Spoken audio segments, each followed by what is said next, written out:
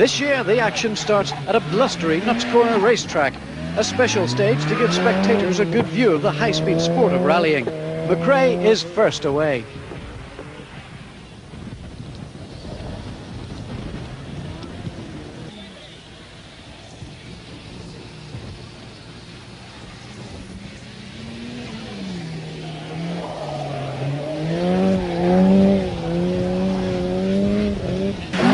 Now join Russell Brooks and Mike Broad for a tire-smoking trip round the circuit. Flat left, 200. Crispy to slow left and play right.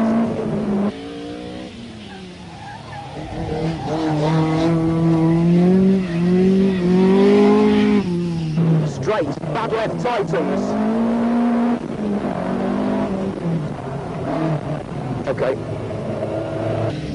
Mark Lovell in the distinctive yellow Sierra is next away. His time for the lap, 58 seconds, equal with Brooks and 2 seconds quicker than McRae. But here's a man who means business right from the start. Bertie Fisher's time of 57 seconds is the quickest of the lot.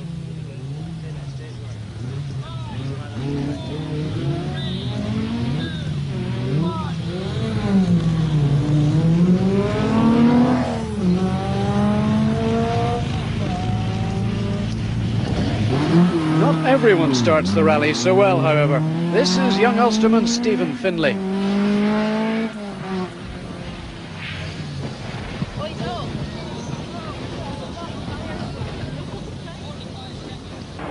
After the racetrack, it's onto the roads and the rally begins for real. Mike Broad calls the pace notes for Russell Brooks, as he plans to for all the 23 stages. That's 130 miles of very fast driving indeed. Flat cross and flat left. 200. Flat right, 50. Tail left, tightens, 50. Turn, flat right.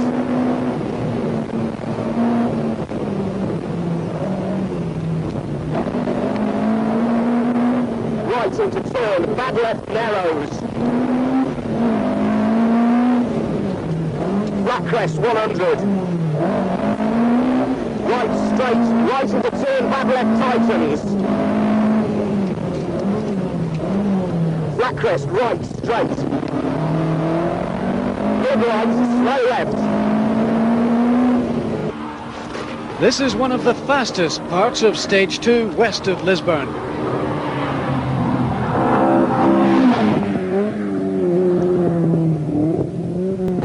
Well, let's see the same section again from inside the Manta. Flat right, 50. Left 50, turn, bad right tightens. 100. The braking. Easy left and okay right tightens. Repeat, easy left and okay right tightens. And slow right. Straight. Longer right tightens. Left 50. Flat right, good left. Straight. He's determined not to be a runner-up all the time, and he's scorching into the lead. Behind him, John Woodner is finding out the difference between Ulster roads and American freeways. Bertie Fisher knows everything there is to know about these roads, and it shows. Finland's Pentti Riikola is a previous winner in Ulster, but at this point he lies 7th. Austin McHale started at number 13 and moves up to 5th in just 3 stages. Behind him, Englishman Phil Collins makes it 3 Sierras in the top 10 plus 4 Mantas. Young Stephen Findlay is going again after his first stage mishap, but his car is now having engine problems. This is another local crew, Robin Lyons and George Miller in a Peugeot 205. Robin Phillips and Stephen Macaulay are going well in the Golf GTI. Driving as fast as he can, and even faster than most anticipated, is Mark Lovell in the radio paging Sierra. Bertie Fisher in the Alamac Manta now pulls back Lovell's 3-second advantage and takes the lead for the second time as they speed past historic Saul in County Down. Co-driver McNamee with the head down as he reads the vital pace notes for Penty-Auricola. This crew, however, are complaining of brake problems. Austin McHale is staging a spectacular psychological recovery following his Donegal accident when he was overcome by petrol fumes. For Chris Mellors, the Group A Sierra is proving to be quite a handful. They have had to change the gearbox in this car, but despite that setback, Russell Brooks is still in third place and in a very aggressive mood.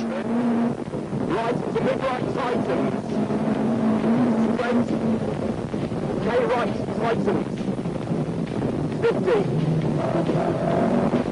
Midland opens. Flat jump straight. We have now moved into carbreaker country. In the foothills of the Mournes lies the notorious 13 miles of Hamilton's Folly stage. 13 miles which have been unlucky for many. These jumps can be lethal, particularly when they're obscured by dazzling sunlight.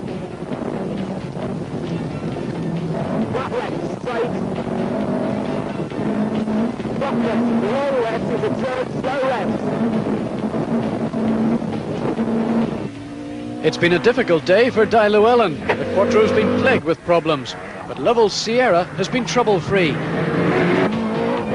too has John Woodner's BMW. This is Sebastian Lindholm in another Quattro.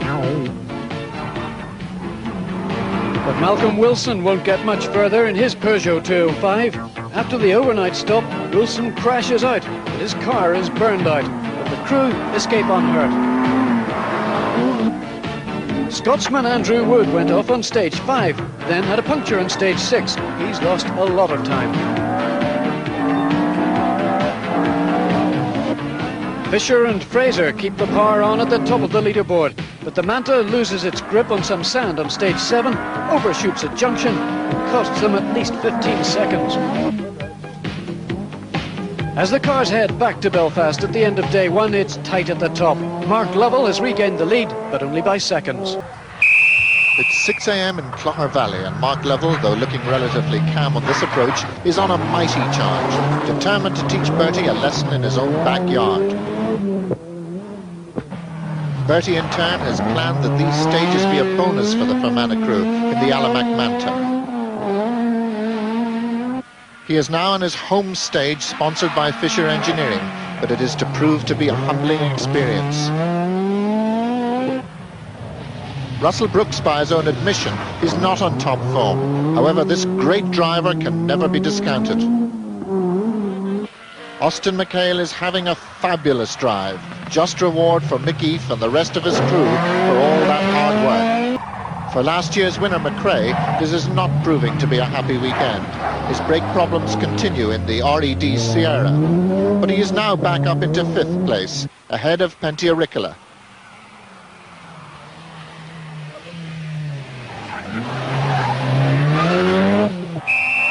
Penty's problems seem to be tyre-related.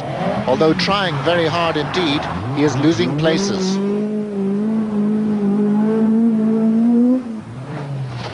Phil Collins is in 7th place in the Brooklyn Sierra, over a minute behind Auricola. But he is heartened by the fact that the Group N Sierra Cosworth that he has hired to Ferreras leads that category. Andrew Wood in the GM Manta 400 is back in 8th, and obviously in a great hurry for his breakfast.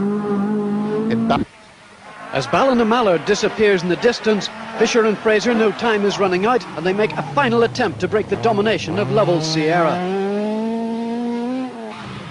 Russell Brooks has also started a charge, and it's the Mantas now setting the fastest times. Leader Lovell reckons his tyres aren't quite right for the conditions. The diagnosis is confirmed soon afterwards when the Sierra spins, but remains undamaged. Penty-Auricola is using every inch of the road to improve on his 6th place.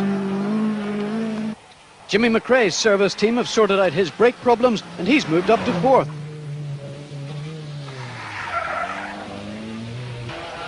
Austin McHale is one of only 2 drivers from the south of Ireland in the event, and ironically both he and Louise Nolan crashed on their last outing in Donegal. Phil Collins in the Sierra displays some frontal damage after he hit a gate post. It's the start of stage 16 at Newton Stewart. The road is twisting and slippery, a real driver's nightmare. But Russell Brooks doesn't ease up for a second. Left and mid-right. Bad right opens, farm. Ahead of Brooks, the leader, Mark Lovell, is also coping admirably with the conditions. Gravel and mud, bad left. Right into bad right.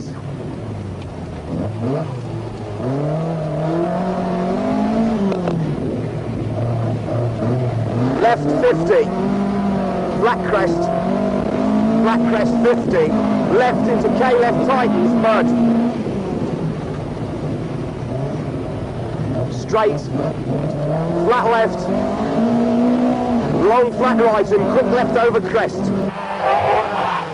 Bertie Fisher is going as hard as he dares. He's 3 seconds quicker than Lovell, but it's not enough to take back the lead. Right and left, gravel, turn hairpin left. Brooks continues to take a tidy line.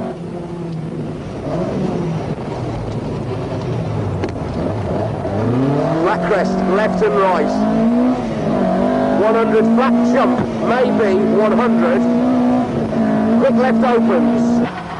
But Jimmy McRae has slid wide in one corner and he's done a lot of damage. While Sebastian Lindholm gives us an action replay, smashing his bumper and putting a rear wheel out of line. On stage 17, Fisher is still flying, but Lovell gains another 7 seconds. It looks as though the Ulsterman may have to settle for second.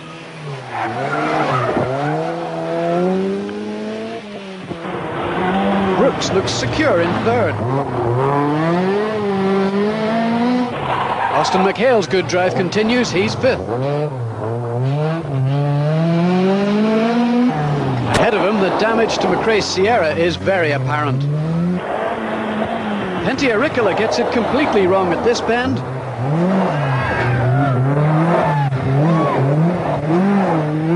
But he's not the only one. This is Stephen Emerson in the Nissan 240 RS.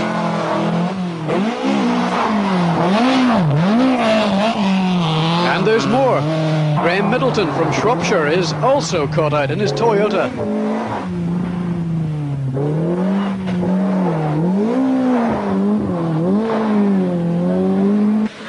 Di Llewellyn is just outside the top 10, but the conditions are starting to suit the four-wheel drive out. 2 stages left, and although the issue looks settled, nothing can be taken for granted in rallying, especially when one of those stages is Tor Head.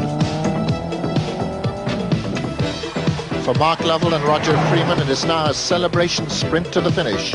The Mike Little team can celebrate 5 victories in a row, but for the British champion, this one is the one that really counts, as it's his first international.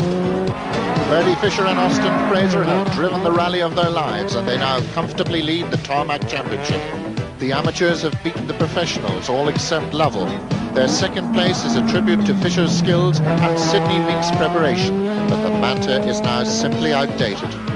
Austin McHale and Christy Farrell, third on the road and fourth in the rally, have again produced an outstanding performance from a private team. The rebuild since Donegal has been costly, but by Belfast it must seem worth it, as many international names are behind the Dublin pair. Pentia Ricola and Irish co-driver Ronan McNamee have not had a happy rally. A 5th place will be disappointing for the great Finn, but he still retains a slender chance of getting the Shell Oils Open Championship in the Isle of Man. Jimmy McRae and Ian Grinrod provide the last-minute drama. They are late on the road following a water pump change. Despite many problems and a few rare driver errors, Jimmy comes home third in the very battered Sierra to make him hot favourite for the British Championship with 1 round to go. Andrew Wood and John Meadows eventually make it up to 6th place. Savour these moments, because it is one of the last times you will see the Manta in international action. After 51 wins, it's sad that it has been humbled by a Group A car, but that's progress, or is it? Phil Collins and Brian Thomas will be 7th in their Sierra, not without many moments as we have seen. However, they will be the only Phil Collins car to finish. Stephen Finlay retired their Manta with engine problems, and Ferreras crashed the Group N. Finally, the Audis, and not a good Ulster for the David Sutton team. Sebastian Lindholm and Stefan Pettersson will finish 8th in fairly unspectacular style, which is in marked contrast to their teammates in the Gemini-backed Audi Quattro Coupes. Broken power steering belts, a lost rotor arm and other problems have done nothing to deter David Llewellyn and Phil Short's enthusiasm.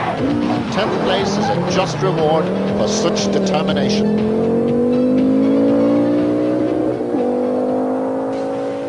At the end of the British Midland Ulster Rally, 27-year-old Mark Lovell from Somerset drives up the finish ramp as the winner of an international event for the first time in his 6-year rally career.